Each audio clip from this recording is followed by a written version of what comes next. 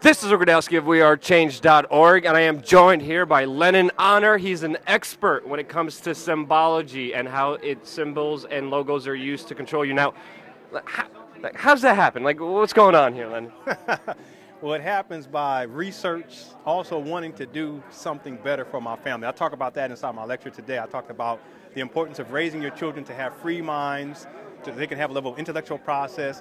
And for me, the journey started when I gave birth, my wife gave birth to our first son. From that moment on, I started to ask a lot of critical questions, and that led me into the symbolism, that led me into the subliminal messages, the media mind control aspect, and it's been a journey ever since. And I even remember you doing some videos many, many years ago, and here we are at the Free Your Mind conference. I know. Yes. And I bet probably, having a family, having a kid, seeing what your kids are kind of inundated with on a daily basis makes you understand things from a very kind of different perspective than you normally do. Because a lot of times we live our lives and a lot of images and a lot of logos are just like thrown at us and we don't even notice them or even think about them. But then you kind of see the impact on people who are more impressionable, people who are just learning, people who are coming up underneath, this kind of new life.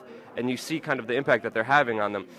Can you give us maybe some examples or just some types of, kind of propaganda or control that kind of the corporate establishment elite use against us? Yeah, absolutely. I talked about this in my lecture today. One of the main means of manipulating people is through subliminal messages. So these, in other words, subliminal messages are messages that are not interpreted consciously. They reside below the normal threshold of auditory and visual perception.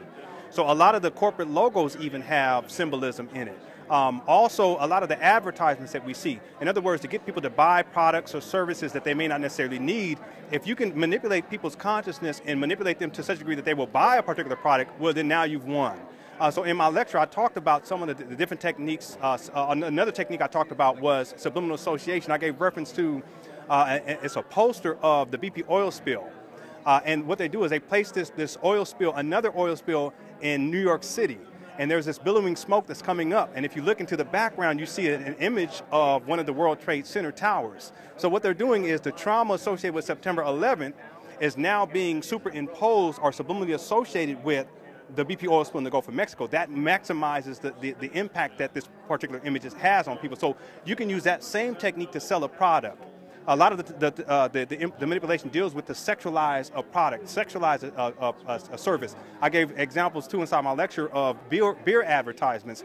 A lot of the beer advertisements, the reason why a lot of males pursue beer is because they associate beer with sex. They associate beer with masculinity, male masculinity and domination of women. And one of the reasons why is because a lot of the advertisements depict that on a subliminal level. You have men who drinking the alcohol, all these women walking around them. The women are scantily dressed, a lot of cleavage being shown, bikinis, all this kind of stuff. So this is the type of manipulation that a lot of us receive, especially men, and this will cause us behavior modification to go out there and buy alcohol. What I'm doing for my sons is for them to understand in the first place, you don't allow the sexualization of women to become a means to which you are manipulated, right? So this is just, there's so many different techniques that are used, mass media, corporate logos, also corporations, they spend billions of dollars in advertisement. And the reason why is because if you can advertise a product and service, use subliminal messages, you can manipulate a person to buy a product or service or even to buy into an idea that they would not have bought into, they would not have purchased, or that they would not accept it consciously. So this is part of the manipulation that is taking place. Yeah, they want you to drink that fluoride in that beer and become kind of like a beta male and just a primal being and not a human thinking being.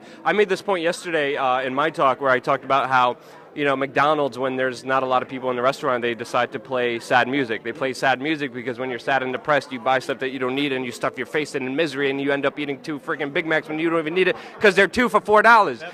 And that's how they get you. They always get you because they play on your emotions, they play on your psychological weaknesses, and they use that to make them richer too. But obviously, corporations use this. Obviously, governments also use this.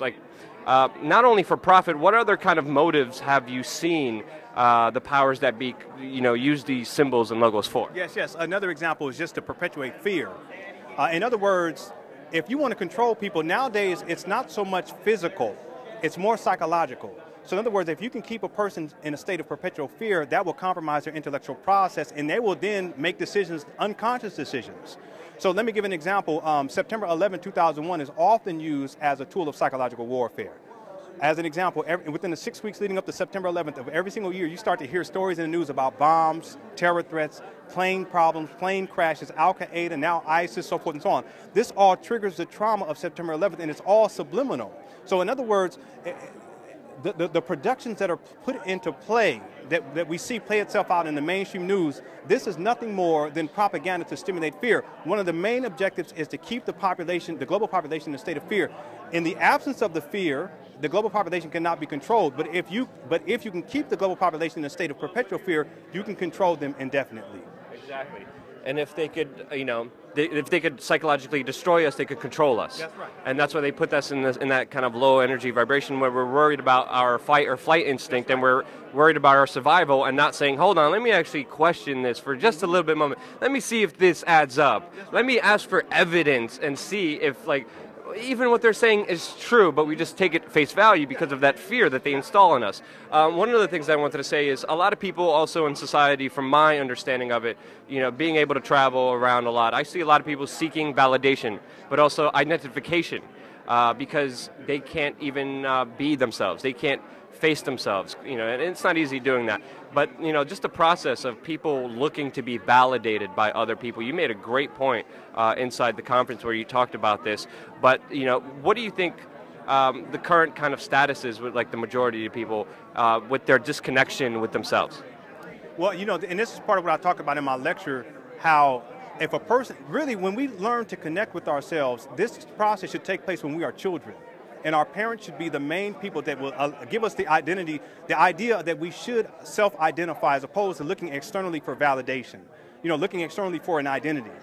A lot of us, we get to a certain age and then all of a sudden we want to find ourselves. But the idea is, as parents, because this is part of what I was talking about here today in my lecture, parents should teach their children, okay, you should find out who you are in the first place. It's not about external validation. Most people these days are looking for something external of them to give them value, to give them worth, to give them a sense of self-esteem. But the truth of the matter is that should be derived from within. Here's the challenge, that most people, the notion of us developing that from within becomes difficult, especially if you got so much programming out there that devalues you as a human being. So much programming out there that keeps you in a state of perpetual fear. So much programming out there that makes you feel less than what you really are. So part of a parent's job is to make sure that their child is being raised in an atmosphere where they are building their self-esteem so they don't look externally, wherein most people nowadays are looking for something external of them to define them. Yeah. That's a problem. Yeah. Now, I've been single for 2 years. I've been going on a lot of dates, and the majority of people that I date, they're all seeking validation. They're all wanting me to and it's just not natural. And naturally, within yourself as a human being, there should be nothing else qualifying you or validating you with who you naturally are. And when you do that, you take energy away from human beings, and you don't, go towards the kind of true purpose of kind of a relationship. So these people, these kind of people who are trying to make money and control us and put us in fear, they not only give us those emotions, but they also, I think, personally destroy beautiful things like love. And that's why you see a lot of overly sexualized images just being inundated with us, making a lot of men believe that women are just objects. Women are just, beings to put your penis in and to have some gratification and validation from. And that's exactly what's happening in society today. And that's why the whole dating world is screwed. It is screwed. Trust me. Oh man, I got stories you don't want to know, insane stories. But with the kind of over-sexualizing everything, I think the true purpose is you can't love an object. And that's what kind of females are portrayed as. What effect and with your parenting, what would you tell people when they're bringing up their kids, how to get away from that? Because obviously they're inundated with just sexual objects. Put your penis in there, get drunk, have fun. How do you combat that? Yes, well, for my wife and I, one of the things that we do is we make sure that we give our children a proper example of a positive relationship in the first place. As a father, part of my job is to inform my daughter as to what's acceptable in a relationship, and then also provide an example of how a man should function within a relationship for my sons. So part of what I'm saying is that in the first place, we have to give our children a living example of what a positive relationship is. Give our children a living example of why it's important for us to respect women as men. Why it's important for a woman to have positive self-esteem, a high level of self-worth, self-value. So with our children, it's very easy for me, for instance, with my daughters. I tell my daughters, look, you're beautiful, and no one else has to define you as beautiful. I'm telling you, and you know that I'm your father, I would never lie to you. So later on in life, they're not going to be looking for some other dude to tell them that. You see, a lot of women, when they look for that validation, and I understand it because it's difficult. There's so much imagery out there, and you compare yourself, women compare themselves to other women. A lot of women, the reason why when they come of age, they have that notion that I have to find a man to validate me is because their father wasn't in their life in the first place to give them the self-esteem. So they know that they're worthy of being in the presence of an honorable man, to be in a positive relationship with an honorable man. Same thing for a lot of dudes, a lot of males, a lot of dudes I grew up with, myself included. Because my father wasn't in my life, I started to think that my validation came from, you know, am I in a relationship? Am I having sex? And I gave a story inside my lecture. I told the truth. I was 17. I was living inside my girlfriend's apartment with her mother, and we were having unprotected sex all the time, crazy, out, insane. I'm eating chocolate chip cookies and watching ESPN. Now, are my sons going to have that experience? No. Why? Because I'm teaching them that they can be greater than that. So part of what I'm saying is that a parent really has to take charge of what their children are exposed to, and then the external media influences that you spoke about just a moment ago, limit their exposure to that. And we have to be vigilant about that. Most of parents, we don't do that. Parents, they give them the television, they give them the internet, go ahead, the video games, go ahead and do what you got to do.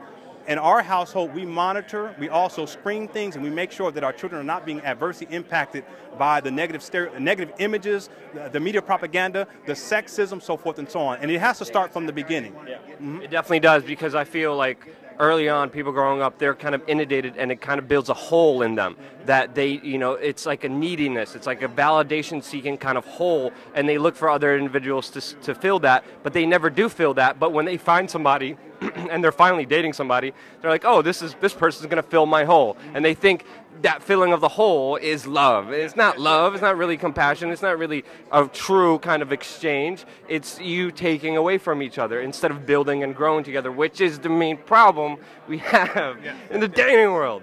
But just going off from that, I know you grew up in like a very, very rough kind of young childhood. You know, your books and your information in your videos is kind of stopping that cycle of negativity and hatred that you see so much just perpetrated within everybody. And it is a cycle, because the more you build on it, the more it's thrown at you, the bigger it gets, and then you just pass it on to other people. And that's why, you know, people I meet, I'm like, don't pass me, no, I don't want that. I'm going to, you know, try to, you can only help them so much. But how did you, can you just talk about maybe just your upbringing, and then most importantly, what transitioned? Like, how did you come from like being, you know, in that place that you were when you were 17 to where you are right now? Mm-hmm. Well, that's part of the personal growth and the personal development. My childhood was difficult. I didn't have a father. My father was in the home up until the age of 13, but when he was in the home, he was an alcoholic and a drug addict. He was on crack at a certain point. He threatened my life one time when I was 13, and that was it for me. Let me just tell the story. At 13, I talked to my mother about his drug addiction, and I told my mother that something needs to change because he was stealing from the home. He was abusive. I mean, it was crazy. She talked to my father about it, and then he called me downstairs, and he basically threatened my life. And at that point, I said, you know, I'm 13. I said to myself, if we continue like this, I'm going to end up dead. My family's going to end up dead, talking about my siblings and my mother. And I remember that night, I went and I collected, after my father left the house to go on his drug run, I went and I got all of some of his drug paraphernalia, the crack pipe, rusted razor blades, other stuff too, put them in plastic baggies, and the following day I went to school and took it to the counselor. Wow. And I told the counselor, I remember I put it on the counselor's desk. I said, this is what's going on, and the counselor was shocked, but I told him that we can't keep living like this. That was a turning point in my life. Now, even though at the age of 13 I made that choice, and after that my father was out of the home, I still had all the childhood trauma that I had not resolved in my life. So that by this age of 17, I was still in the matrix, living a life that was horrible, like in this horrible relationship, having unprotected sex at the age of 17. Here we are now, I'm 38 years old, and I'm so thankful because now I've been in a relationship through personal growth and personal refinement to where my wife and I, we've been together for 14 years. We have 5 beautiful babies, no drama in the relationship, no arguing, no fussing and fighting. The way that I did it was through personal refinement as a man, thinking critically about myself. What do I need to improve upon as a man? Questions that my father should have challenged me on when I was a boy.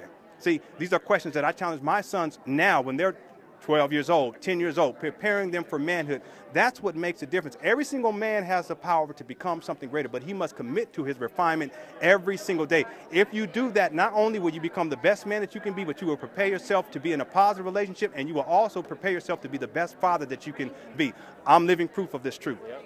And you are in charge. You are the example that you live by, and you right. can create anything and you can make yourself anything. And it took me a lot of introspection, facing a lot of my own demons, a lot of things that I personally did growing up that I made a lot of mistakes. But like facing up to them and challenging them, challenging yourself and changing them is key. And if you could avoid having to deal with these problems later on, I definitely strongly suggest it, and it starts with your kids. If you want to find out more, where can people find out all your books, all your videos? Where can they go and learn all this very important information? Yeah, absolutely. So my name is Lenon Honor. My website is LenonHonor.com. I also have another website, LenonHonorFilms.com. Check out both of them. My books can be found on LenonHonor.com. I'm also on YouTube under Lenon Honor Films. I'm on Facebook under Lenon Honor and Twitter under Lenon Honor. Come see me soon. Thanks so much. Lenon, thank you. Really appreciate your time. Really great motivational story from, coming from all the way to the bottom to where you are right now. Keep up the great work. And again, I'm really happy that you're doing it, helping people, especially with their kids. If you have kids, check out Lenon. Thank you again so much for watching.